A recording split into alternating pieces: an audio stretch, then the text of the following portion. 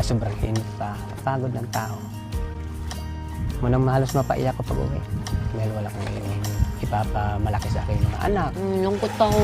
Kanina pa naman, grabe yung tuwa ko. Nakita ko, parang ang daming tumatalon. Akala ko, makakarami tayo ngayon na malalaki. Ano, pag uwi ko, ang aking apo, iiyak ko, manghingi ng pambiling gatas. Sabi ko, nak, hayaan mo. Ako'y maghanap buhay. Babaybayin ko yan. Yung applyan na yan. Makahanap lang ako po ng kalakal. Lakas mo. Na isang araw, 50 pesos lang. Piso lang ang kilo sa kalakal. Nakaka 50 kilo ka? Wow. Tatlong bimig. Yung bimig nga sa Opo, yun sa. Opo. Nakakatatlo po. Hindi man sinasakay sa tricycle yan. Walang pamasahe. Pasaan. Hindi mo ko mahihiya. Yan talaga ang buhay ng tao. Hindi man ko nagnanakaw.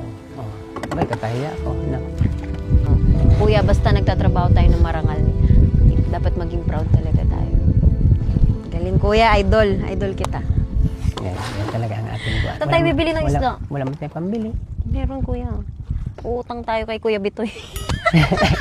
Balik na tayo, wala tayong ulam eh. Uwi na tayo. Okay lang po bang umutang?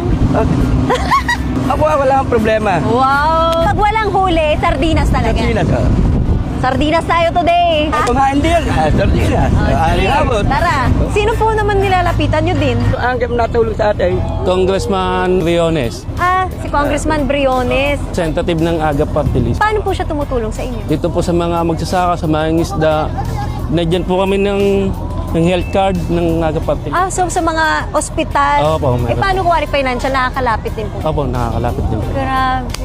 At least, di ba, meron din tumutulong sa mga Lalo, Wala tayong mapapakitang isda. kayo ang isda. Ako isda! Oh. Kawayan mo! Kaway! Ganun! Ay, taray! Parang prinsesa! Ay, ikaw bida, kuya. Dalawa tayo. Ay,